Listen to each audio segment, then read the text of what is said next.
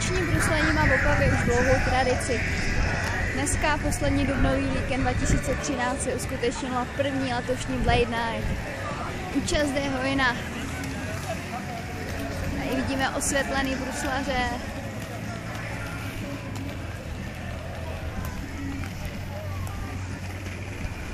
Dokonce s kočárem.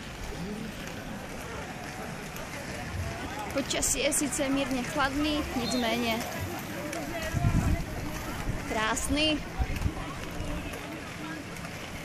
Nicméně bruslaři to nevzdali a vydali se brousit ulice krásné slezské metropole Opavy, která má zhruba 65 000 obyvatel. Je to nádherné zelené město s historickými skvosty, jako je třeba naše Běžhláska, která se odsud nachází zhruba 500 metrů rovně. Tohle je hlavní cesta pekařská, která vede přes řeku Opavici směrem dál na sídliště Kateřinky.